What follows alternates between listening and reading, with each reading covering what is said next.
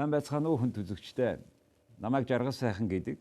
Өнөөдөр манай дефакто нэвтрүүлгийн зочноор холбооны Герман улсын Монгол Улсад суугаа онц бөгөөд бүрэн эрхт Элчин сайд ноён Стефан Duppel оролцож байна. Ноён Стефан Дуппел холбооны бүгд найрамд Герман улсаас Монгол улсад суугаа онц бөгөөд бүрэн эрхт Элчин сайд.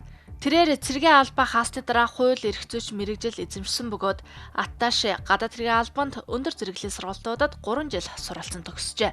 Холбооны бүгд найрамд Герман улсын гадаад хэргийн яам холбооны ерөнхийлөгчийн тамгын газар ба Гёте Институтуудад ажиллаж байсан туршлагатай. Харин Монгол улс руу томилогдохоос өмнө Мадрид, Буэнос Айрес, Бангкок зэрэг хотууд дахь холбооны бүгд найрамдах Герман улсын элчин сайд яамдуудад тус ажиллаж байжээ.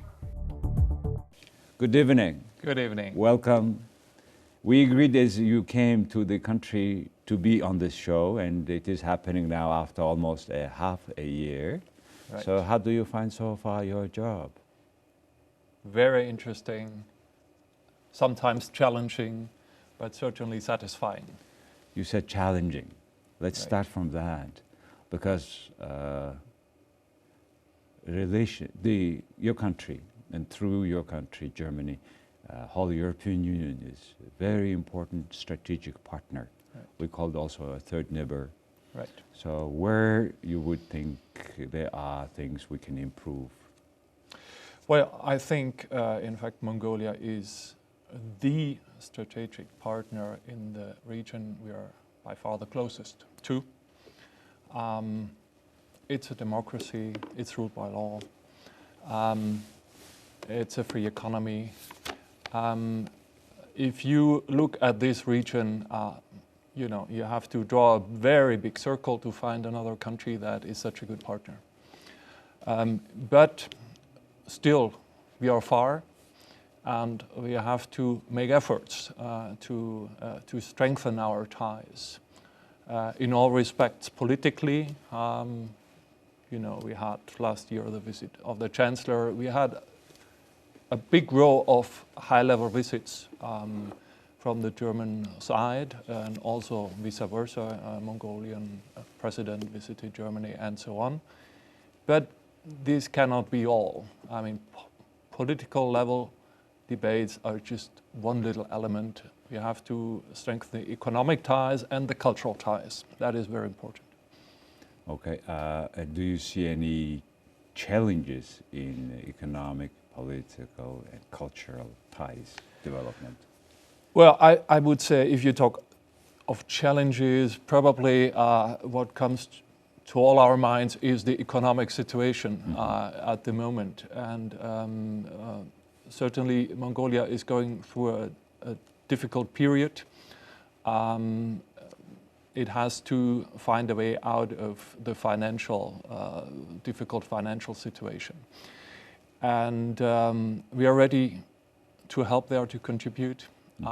That one overcomes the situation. The potential of this country economically remains very big.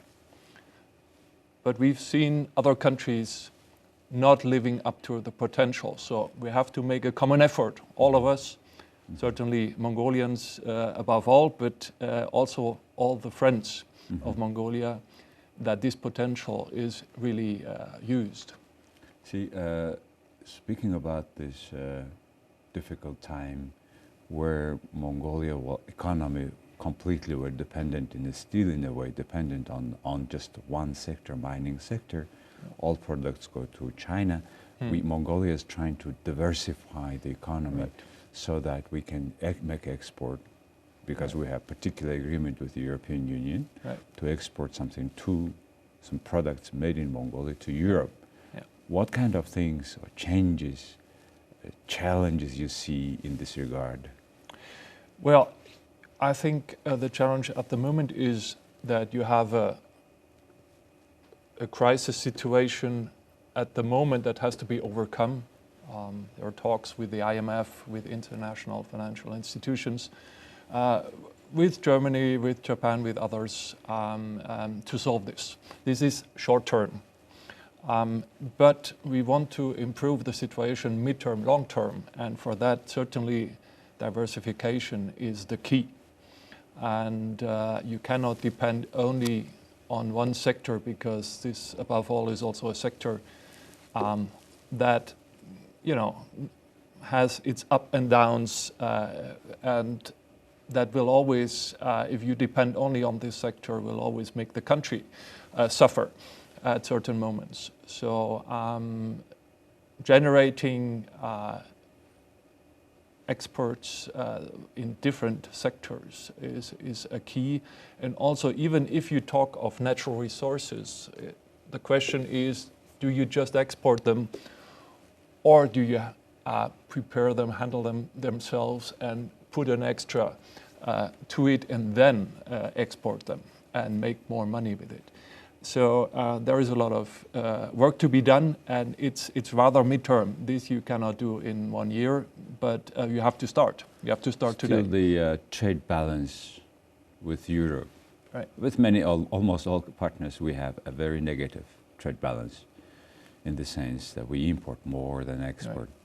There's any improvement, particular items you will be about the knowledge you may have to share with us? Well, the truth is the trade balance has improved, but not to the good side, I would say, because yes, there are less imports now, so the difference is lower.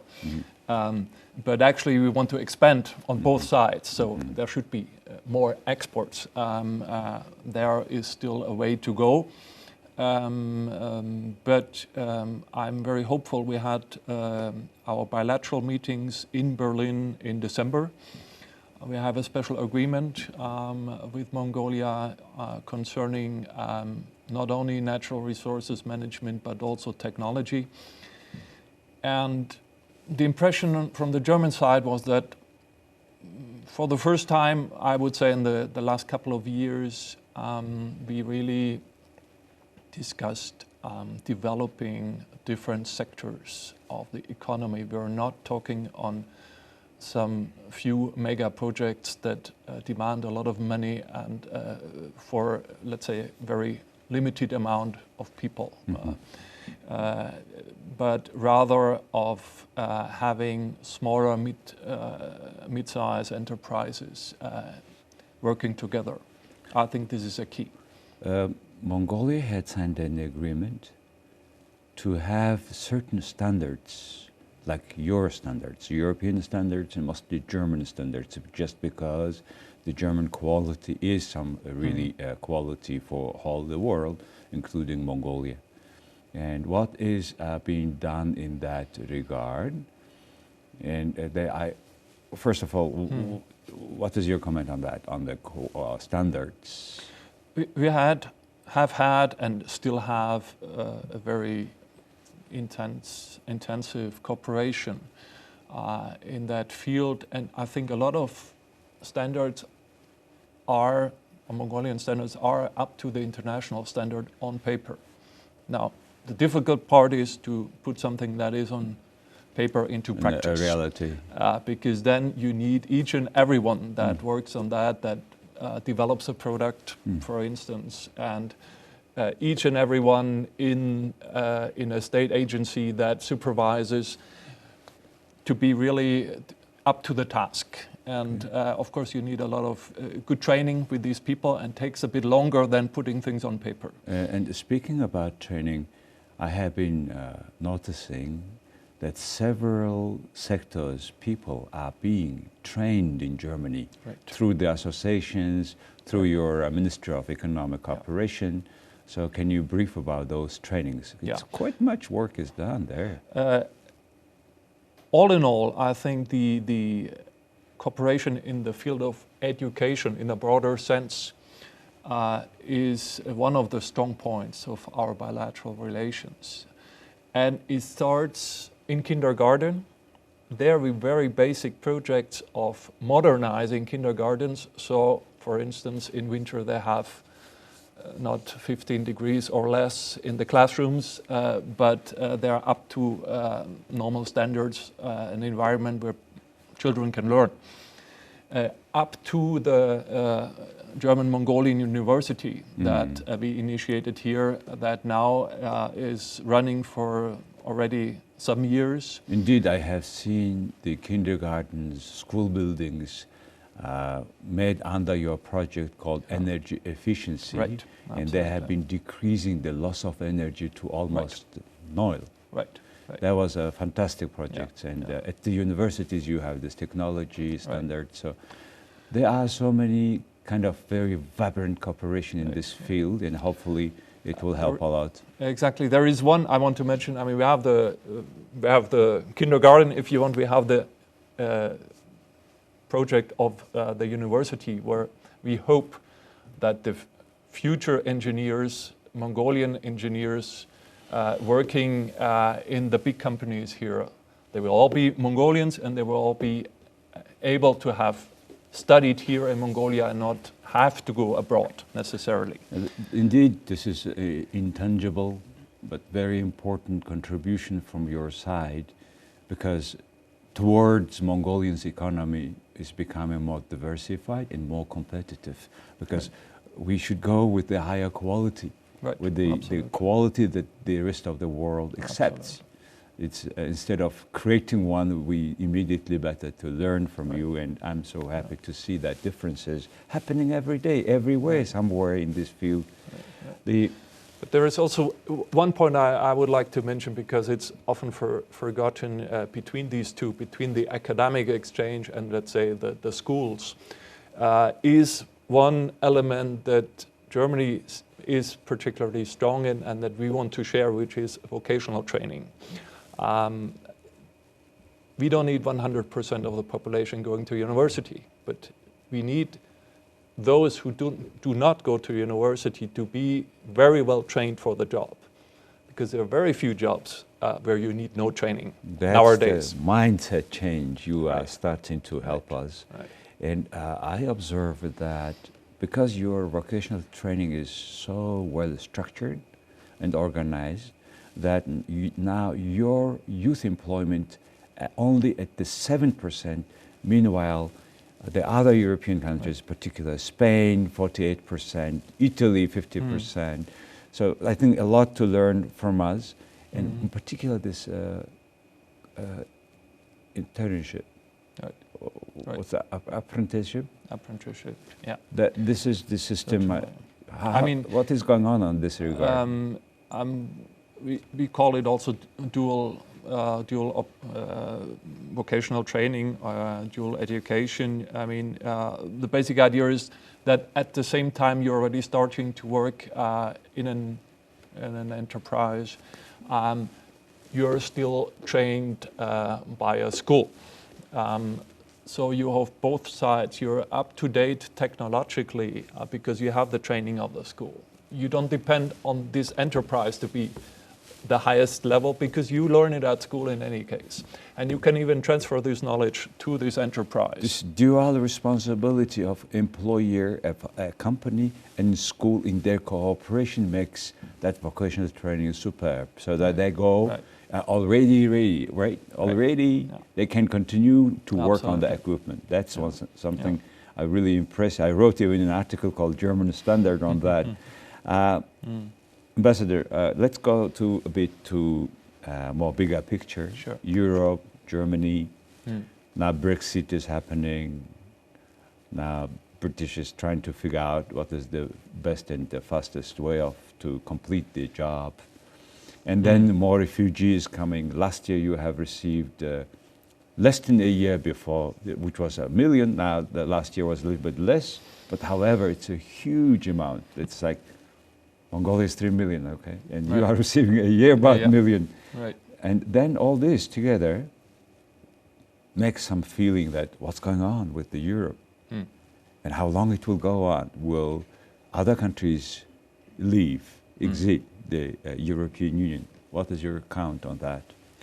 Well, certainly I understand that many people outside of Europe ask these questions, and even inside. To tell the truth,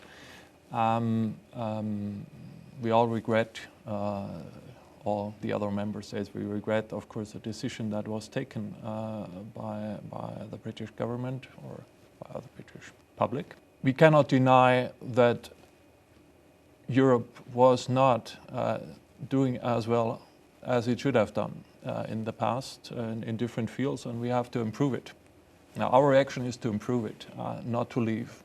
I'm pretty confident that this decision was a wake-up call for all the rest of the member states to work intensively on, the day-by-day improvements that every institution needs if it wants to develop. I don't see any other member going along with an exit, if you want. Quite the contrary, I see a lot of new engagement in improving European institutions. Yet, Ambassador, there is a kind of weight of political weight in power shifts to the right side now. More right in all the European countries. As we speak of these days, in those countries, most rightist power is becoming into the power more closer than the traditional power, including your country. So how do you see that? I think there is a general development, I wouldn't even limit it to Europe, a general development that, from my point of view, has to do with globalization. With the very dynamic changes we are all seeing, and a certain part of the population, let it be in Europe, let it be in the United States, let it be elsewhere, Could not keep is up. worried. What is happening to them, and I think we have to take that seriously, certainly, but we have to find political answers, of course, because what happens if you don't find these answers, you have voices that promise easy solutions. That's and this the populists may win an election or two, but they may never succeed in delivering to their promises. What we have to do, all those who are into politics and all those who are not extremists, they have to find the best solutions and to explain that to the public. And certainly we should never forget part of the population. I mean, the equation is not only on whether overall the country has a positive development, but we have to show to each and every one that he is participating in this development.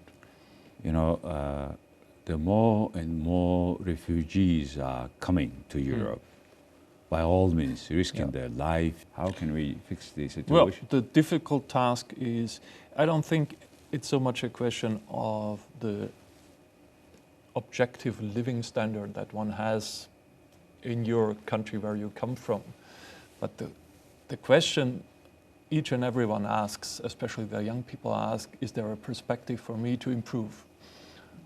If the answer is no, you look for alternatives and you look for other places where you see this possibility, even if it's very risky to get there, even if you start from zero.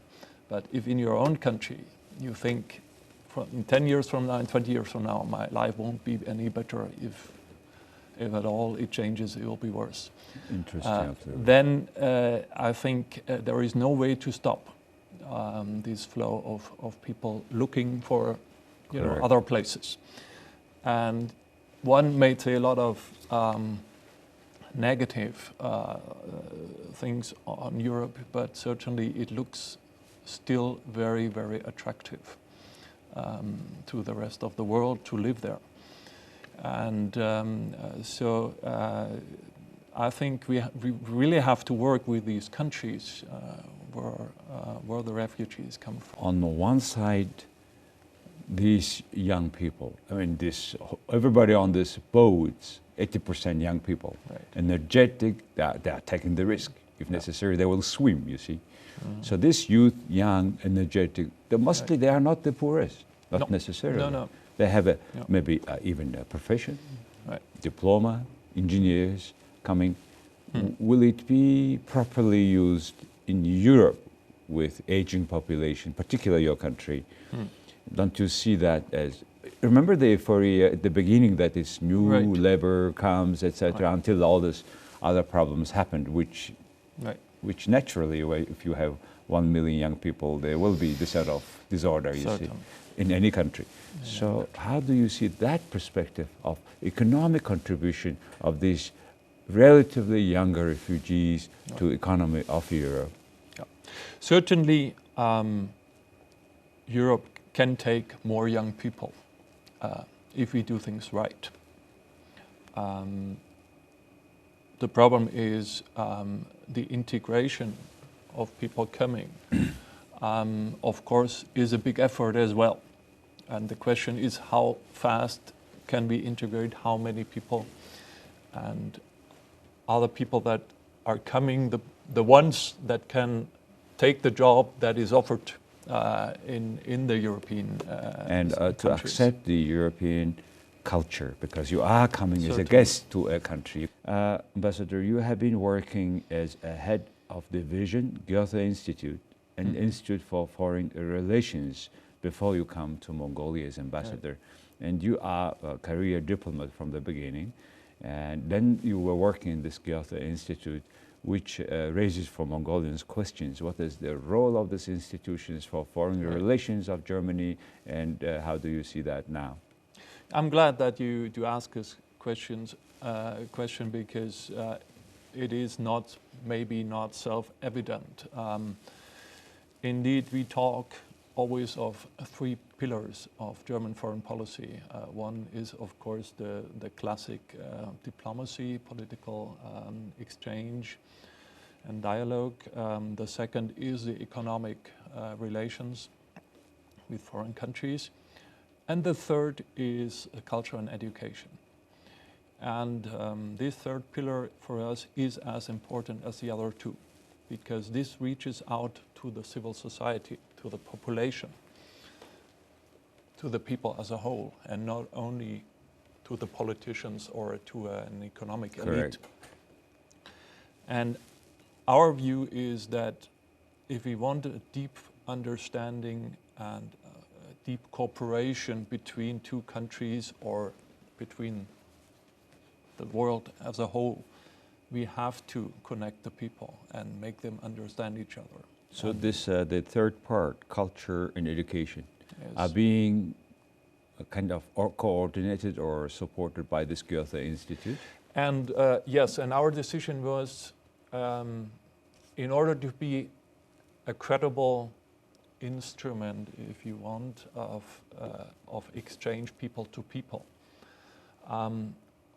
The institution should not be directly controlled by the government. It should be independent. It's part in of its democracy. It works. Right.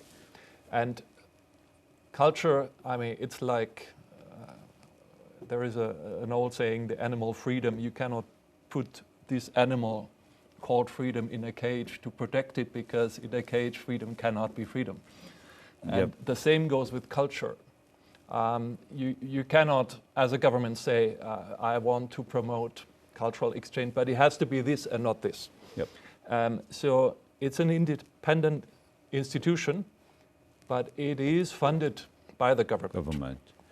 And so my post was in the government, in the foreign ministry, taking care that they would receive the funds, that their network all over the world, we have around 200 Goethe Institutes all over the world, that they're at the right places at the right time, and also look for their safety at certain places. In Mongolia too? And in Mongolia, and this is my task here personally, we so far have a so-called office of the Goethe Institute that offers German language courses and organizes cultural events.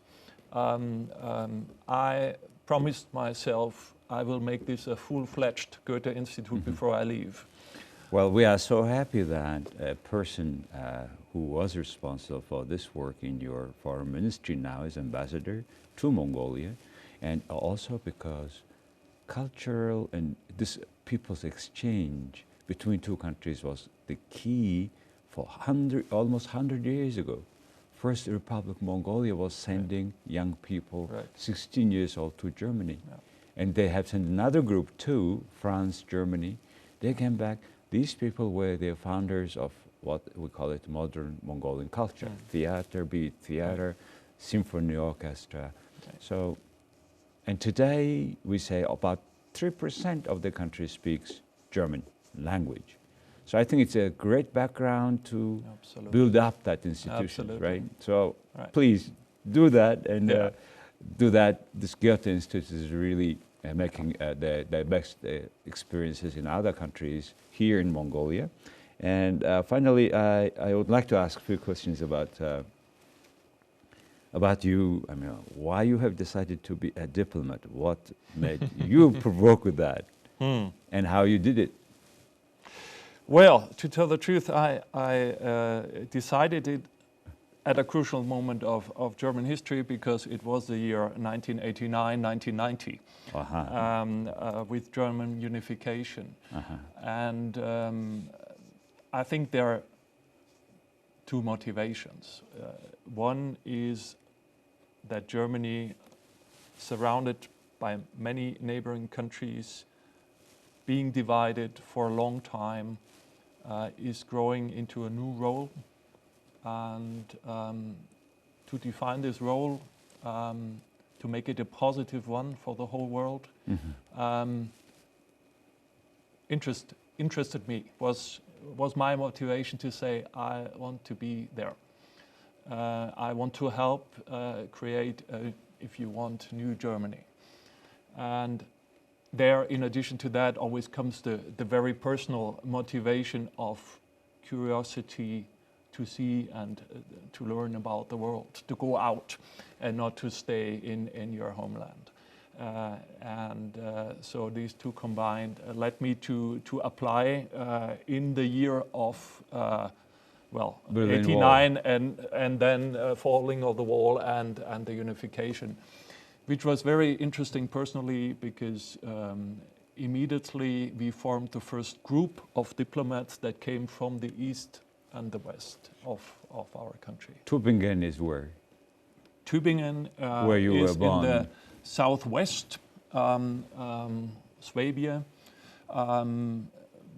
known for its people to really go out in the world, known for its many little companies that are highly successful, if not some bigger ones like Mercedes. Germany, until that time, when you decided to, there were two Germanys, Right. almost two nations. Absolutely.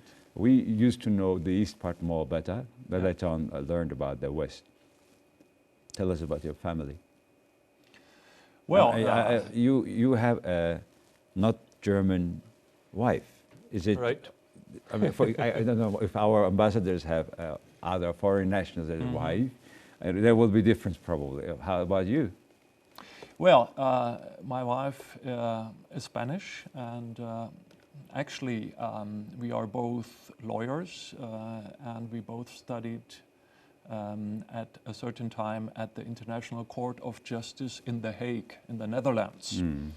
And so this course that we both took brought us together. And after that, neither for me nor for her, there was a question of ever separating. Okay. I would have rather given up the job. Okay. The truth is, my wife had to give up the job because I think she could have as well done the diplomatic career, but then of course in the Spanish foreign service, and that's a bit difficult to make it compatible. It's not that it's formally excluded, but we would always have to look for posts simultaneously in the same country. Now here, for instance, Mongolia doesn't even have a Spanish embassy. But she could be somewhere ambassador of Spain, and you could be the first man there. Absolutely, absolutely. You have children? We have two boys. They are now the age where they study at university, where they're independent. In fact, Mongolia is the first post where the two of us go alone. Without the children. You know, we are so happy to see such an interesting family, interesting, energetic ambassador to Mongolia, and we hope 3 or so years from now, where your work is done as ambassador, then we can talk again so that we can look back what we have been discussing today, and hopefully we will have a lot interesting of things to talk about achievements. Thank you very much for inviting me. If I wanted to sum up the experience in Mongolia, I would say it's great people, it's wonderful nature. The whole country is something like a raw diamond. Wow, And okay. we should all do our best that we can polish it to its best. You know, diamond is a coal that survived very hard pressure. Absolutely. So hopefully we will go through and we will be a diamond. Thank you very much. Thank you. Thank you so much. Хүн төлөвчтэй өнөөдөр манай de facto нэвтрүүлгийн зочноор холбооны найрамдах Герман улсаас Монголд сууж байгаа элчин сайд Стефан Дуппелтэй ярилцлаа. Их баярлалаа.